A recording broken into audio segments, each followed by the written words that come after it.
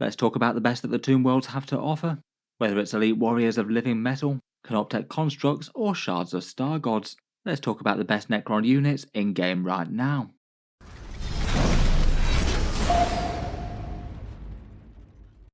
Hello and welcome back to Auspex Tactics, where today we're talking Necrons, and in this video I thought we'd do an overview of what seems to be doing well for the Tomb Worlds in 10th edition 40k currently, and take a focused look at the units that are most likely to be included in competitive lists since the latest balance updates.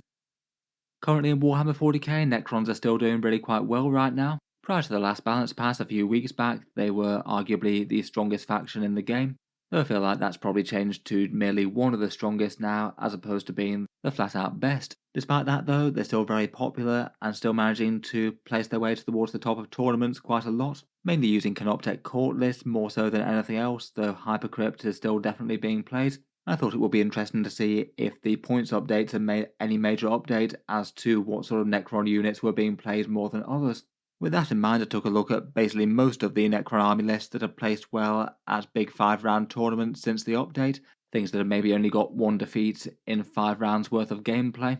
And overall there were 9 units that stood out a little bit in terms of being frequently taken, so I thought we'd go through them one by one and talk about what they bring to the table. Obviously, with Necrons, as with anything else that has a codex, the best units will definitely vary as per the detachment. Canoptek Court feels like it's the one that warps things the most, particularly as it's the most played detachment. Basically anything that's either Cryptek or Canoptek keyword levels up big time there. The Hypercrypt is still quite good for certain shooting units, and maybe C'Tan. All that being said though, let's jump right into it though, and talk about the most played Necron units and what makes them strong.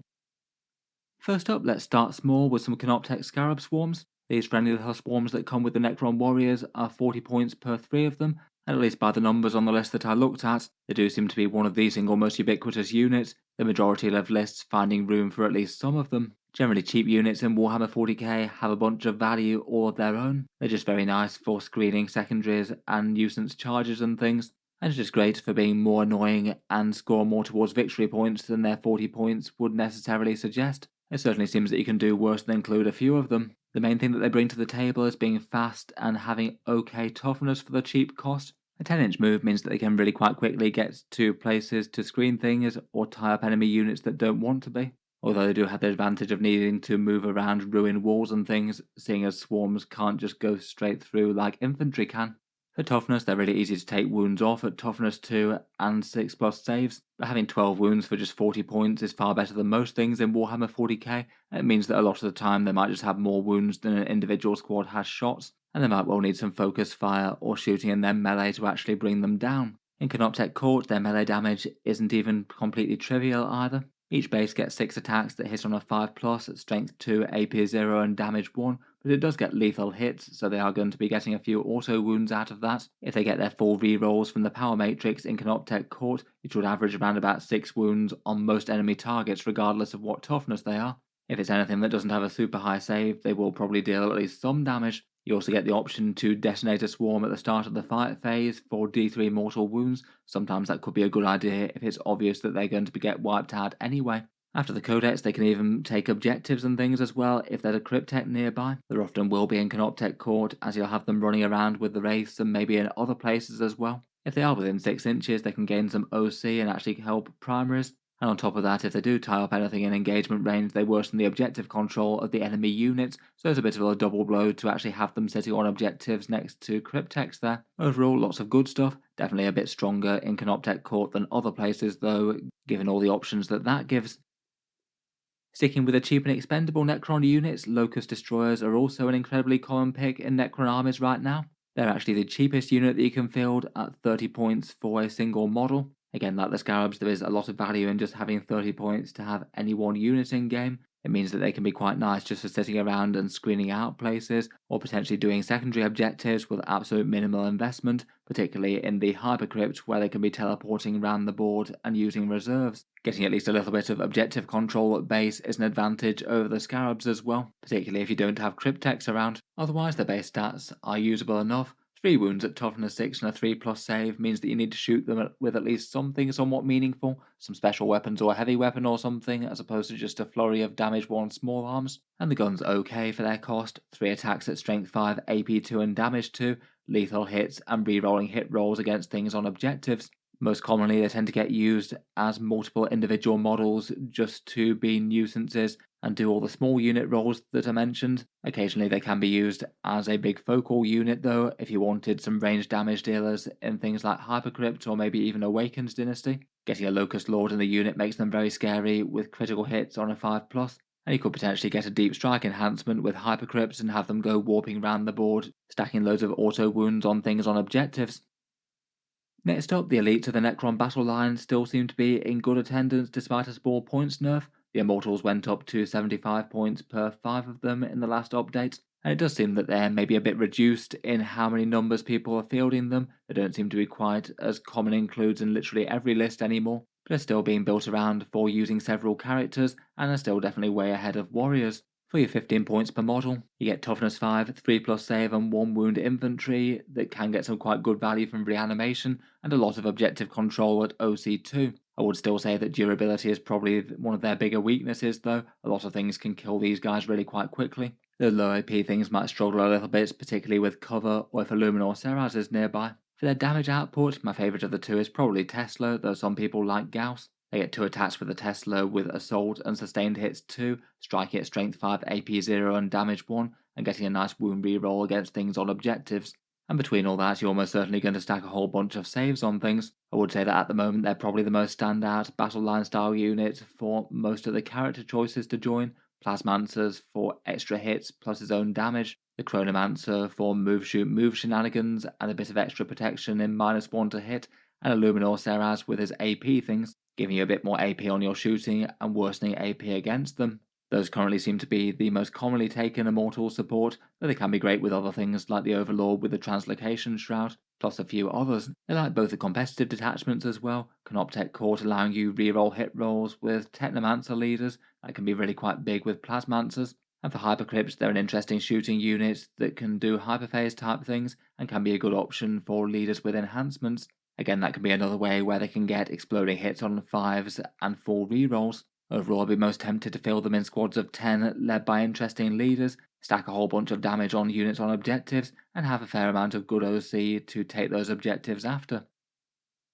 Next up, we've got some heavy Necron fire support with the Canoptek Doomstalker. This one's 135 points, and it's basically the primary fire support for the Canoptek Court. It's really not uncommon to see 3 of them there, getting easy V-rolls with the Power Matrix, and their Doomsday Blasters being really efficient damage, particularly against elite infantry. They get the Blast keyword, D6 plus 1 shots at Strength 14, AP 3 and Damage 3. They're not quite as standout efficient against vehicles as the Lokhust Heavies or the Doomsday Arks, but that's still a profile that's going to land some damage on anything no matter what you shoot at. They do only hit on 4+ at base, so you either want to be keeping them still or at least getting the reroll hit rolls from the Canoptek Court Power Matrix to keep all that Doomsday fire accurate. On the defensive, they're really not too bad as well. 12 wounds at Toughness 8 and a 4+ invulnerable save means there's always going to be at least a reasonable chance of them bouncing off damage that should have had some good effect on them. In Canoptek Court, they make absolutely great use of the hider unit from firepower type stratagem. If you've got some Doomstalkers, the enemy might be able to deal some good damage to one of them, and then when they want to finish it off, you can basically say that you can't shoot it out of 12 inches for 1 CP. And that should mean that the damaged Doomstalker can survive 2 reanimation to put a bunch more wounds on it, and if there happens to be a Technomancer convenient, then it might be worth throwing some repairs at it as well. You could be regenerating 2d3 wounds on the injured walker that you hit. Its special rule definitely isn't awful as well. Overwatching on a 5+ occasionally can be big, again much more important in Canoptek Court than otherwise, as if you're overwatching on a 5+ with full rerolls, then you're basically going to hit more times than you don't. Should at least have a pretty good chance of dealing some damage to a target, and it could be really massive if you manage to kill a couple of elite infantry that were just about to deal big damage or take the last couple of wounds off a vehicle. Overall, really quite a powerful Necron gun turret, and a unit that is hard not to take multiple of in Canoptek Court.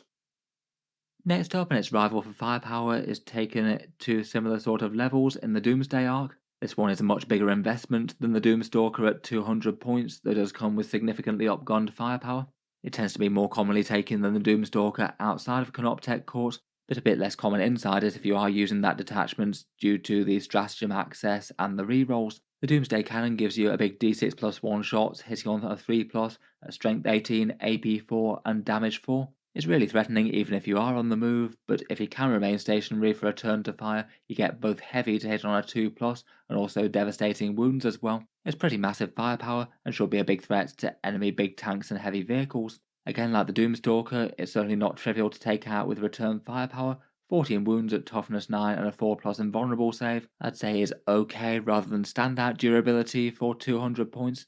But a lot of the things that are likely to be shot at it might be long-range, high-power anti-tank weapons with good AP, and the invulnerable save and the high wound count are really going to hurt against those kind of things. It can be a good target for command point rerolls as well if you happen to fail a save against something that's massive damage. With the high wound count, again, there's at least a good chance to survive to do a bit of reanimation. And if it is hanging out in the backfield, towing it onto an objective might not be the worst idea in the world. You do get a big OC5 on this. Then if enemy enemies do approach, then it does have some good anti-infantry as well. It gets 20 shots with its Gauss fire at 12-inch range with lethal hits.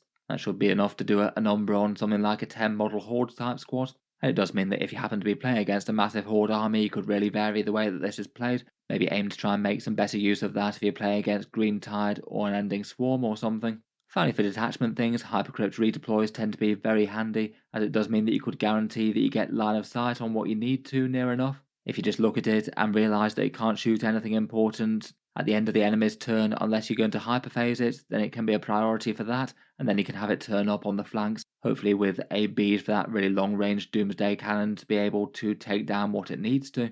Overall, a pretty scary threat in the backfield that the opponent really can't ignore, with a massive great big anti-tank gun and a few other good advantages. Next up, with the Corp units escaping nerfs in the last update, the Canoptek Wraiths are still really quite heavily played. I believe along with the Scarabs Swarms, they were the ones that were taken in the greatest proportion of lists. Seems that the era of the Necron Wraith being on the front line really isn't over. They're just really quite nice bully and objective skirmishing type units. Very tough when you add a Technomancer into the mix, fast enough to get where they want and cause issues, and enough damage to take down a lot of sort of medium infantry sort of targets, and at least chip a bunch of damage off things that they can't kill outright. They move 10 inches with fly. They've got 4 wounds with toughness 6 and a 4+ invulnerable save, which again is bad for any high AP weapons out there. And then if they do get to deal some maximal damage dealing, they can actually do chip damage by a few different ways. 3 attacks at 12 inches with devastating wound pistol attacks from particle casters, and then 4 attacks each with strength 6, AP 1 and damage 2 in melee with those vicious claws. And also occasionally they might be able to do some mortal wound damage to the foe by moving over them, but that's a little bit more situational. As with the rest of the Canoptek things, Canoptek Court grants them absolutely great support. They can reroll hits really easily here, which helps with the weapon skill 4+ that they get at base. And Wraiths do seem to be the unit of choice that you want to move to hold the midfield power matrix objectives, having fast movement and OC2 each, and the ability to kill a bunch of lighter units on those objectives. Finally, big blocks of them are some of the best things to use the good stratagems from the detachment on. That reactive movement stratagem that they can do is really disruptive to have on a big scary midfield unit like these that the opponent wants to try and line up maximal damage on. It means that you could have them back away from a charge if it made sense, or move the unit behind some ruins nearby to block them from line of sight and stop them getting shot by some heavy firepower. The hide a unit stratagem at greater than 12 inches away is also really big as well. Again, might mean that a whole bunch of guns lining up to try and take down the Wraith unit. Some of them might be within that range and some without, and overall it might mean that the unit lives rather than dies. At the current cost, it still seems like multiple big units is the way to go in Canoptek Court for most armies, and the Wraiths do have the support of the Technomancer as well, who adds a lot to the overall squad. Given that they go hand in hand, the Technomancer maybe wasn't too surprising to see equally on the list here, even though he went up to 85 points. His job is basically just to double down on making the Wraiths extra tough. He gives them a 5+ feel no pain, which when combined with that high wound count and invulnerable save, makes it super unreliable that any one gun is going to kill any one Wraith. And when they reanimate and heal, it means that you're getting some very tough wounds of Wraith back, 4+ invulnerable saves, and 5+ feel no pains needed to be overcome to take those wounds away again. It means they'll often survive to reanimate, to actually get those wounds back, and then he himself can heal something nearby for D3 wounds. Hopefully another injured Wraith, maybe something else nearby if not like an injured Doomstalker or similar. The overall unit's just absolutely spectacular in Canoptek Court, and the Technomancer could be a good choice for Dimensional Overseer to put the whole unit in the midfield, meaning that you can have super annoying durable Wraiths going up the enemy front line turn 1, maybe doing massive move block things, or destroying one outlying unit in the opposing army straight away, and causing the opponent loads of problems even before they turn any attention to the rest of the army. He also gives the Wraith his leadership 6+, and has a little bit of shooting and melee damage with his Staff of Light, all at strength 5, AP 2 and damage 1. Overall, he's well worth the cost, though for Wraith specifically, the 5+ Feel No Pain goes so much further on them than it does on 1 wound infantry like Immortals or Warriors, and it does seem that 25-point rise that he had really hasn't put people off at all. Realistically, the overall combo of 6 Wraiths and the Technomancer didn't go up all that much percentage-wise despite being totally auto-include in Canoptek Court. Overall, it only amounted to an 8% rise on that entire thing, which given how good they were, it doesn't surprise me too much that they're still top tier competitive for the Necrons. Finally, for the 9 units that seem to be taking a bit more in these lists at least, we have a couple of star deities. The C'Tan Shard of the Nightbringer still seems to be predictably really quite popular, 295 points, and still performing very strongly despite a medium-sized nerf of going up a big 40 points. I think most people were still expecting C'Tan to be very strong in these. After that kind of change though, given that they were considered basically the strongest units in the game prior to that, they're still top tier for Necrons it would seem, though not in literally every list. Even if they might take a few more resources to put on the table, they still are ridiculously tough. 12 wounds at toughness 11 and 4+ invulnerable save. That's an alright base profile, and then they get their 5+ Feel No Pain and halving damage, which just makes a large amount of the damage that they actually fail saves for just go away, unless you focus them down with basically half an army's worth of firepower. They're probably going to live and start to reanimate, again putting those absolutely fantastically hard wounds to take down back onto the model. The Nightbringer is just the general purpose danger one, and does have a damage output that justifies the cost. A big D3 shots at strength 12, AP 2 and damage D6+3 isn't a bad extra ranged attack. On a good roll that could absolutely destroy something like a battle tank if you roll hot, but the main event is the brutal melee he gets, either a whole load of attacks with damage D6+2 on the strike mode, or a big 14 attack, strength 8 and damage 2 sweep to clear out the Space Marines. Then at the end of the fight phase, if anything is still left, he gets some extra mortal wounds put out in an aura around him. The main weakness of the C'Tan is that they have slow movement and aren't super strong on objective holding, but they are basically guaranteed to be models that cause some kind of problems,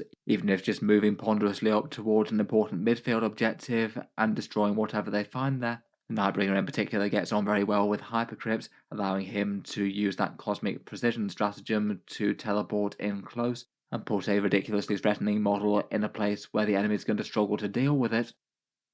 Otherwise, the other C'Tan that was taken in good numbers, at least in the list selection that I looked at, was the Transcendant C'Tan. He's 285 points and only got a tiny points increase from last time round. Not really much surprise there that he's still being taken and is still very good. He gets the same defensive profile as the Nightbringer, so again it's going to be ludicrously hard to take down. His damage output I still think is really quite good, though it's just not quite as general purpose as the Nightbringer, as it's far more focused on destroying enemy elite infantry. His shooting attack is sustained hits and strength 8, AP 2, damage D3, so good for making a mess of a squad of Space Marines or Terminators, and it's basically a slightly boosted profile of that in melee, a strength 9, AP 3 and damage D6. Between the two he can be very valuable, just might not be quite as outright devastating to enemy battle tanks and vehicles. The main attraction to bringing him is his ability to teleport around the table, which is quite nice to advance him turn 1 and teleport somewhere that's just outside of 9 inches of the enemy and in a threatening position, and that means he can get up the board very quickly even if you're not in Hypercrypt. It's still somewhat interesting in Hypercrypt as well, as he gets the Deep Strike keyword for redeploying there, and that means rather than relying on his own teleport type thing, it means that you can still do a charge out of Deep Strike with him, so potentially have his shooting and charging on a turn where he warps around. Overall, it's still looking pretty great, hard to go too far wrong with a C'Tan or two. Finally, I thought it was worth mentioning a few honourable mentions, a bunch of units that also got played really quite a lot in the list that I looked at, but weren't quite enough to push them into the top bracket. I feel like some of the units here are kind of interesting, some of them staples that have been good for a long time for the Necrons, a few slightly more interesting that have not seen played quite as regularly. On the character front, I already mentioned Illuminor Zeraz, the Plasmancer and Chronomancer alongside the Immortals, all good units to support them. Just depends on exactly what you want supporting the Tesla or Gauss battle line. Beyond that, we've got Zarek the Silent King himself, enormous centerpiece threat with some big shooting, good melee, and helpful ignores modify type things that he gives to units nearby. And joining them for the most played characters, there's the Hexmark Destroyer. Lone operatives are generally handy to have, and he's at least fairly cheap and can teleport in. And interestingly enough, it looks like the Scorpet Lord and Scorpet Destroyers are being played a bit more than they were before. I did feel like they really weren't too far off being fairly usable in terms of points cost. It looks like the drops on the Lord and the squad were enough to see them get used to similar sorts of levels to the other things on this list, at least in these high placing armies. Otherwise though, there's a few more staples. The death marks I'm not too surprised to see here, given that they were already kind of fine for their stat line and their damage, plus being a cheapish utility unit. Lokhust Heavy Destroyers are an absolutely good choice for another flavour of firepower. Both the Enmitig and the Gauss can be really threatening to the targets that they're best against. They are a bit more fragile versus the Doomstalker and the Doomsday Ark though. Otherwise, for the monsters and vehicles, the C'Tan Shard of the Void Dragon is still good. I think it stands to reason that he's still going to get played. And I do think that maybe it's just the list that I looked at versus the Nightbringer and the Transcendant are the main reason that I didn't see him quite as much. I feel like he's pretty much equally good given that he was being played absolutely loads before and only got a relatively small points increase of 20 points. The Monolith still seems to get play in Hypercrypt.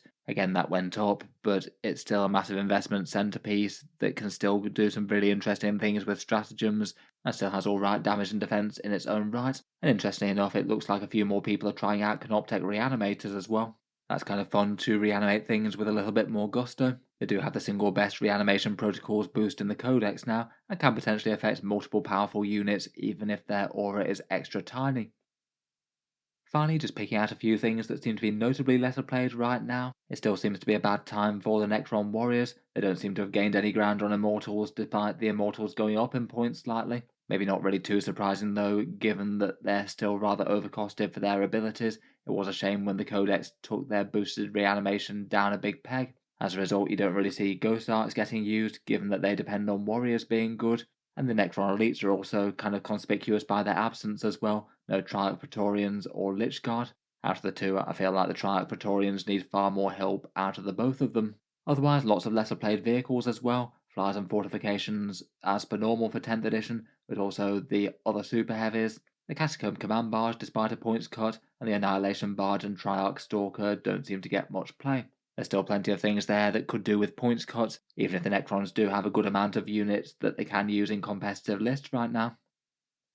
In any case, I think I'll leave that there for this one. Let me know your thoughts as to the stronger and weaker Necron units currently in 10th edition 40k. Which ones have been making their way into your list right now and why?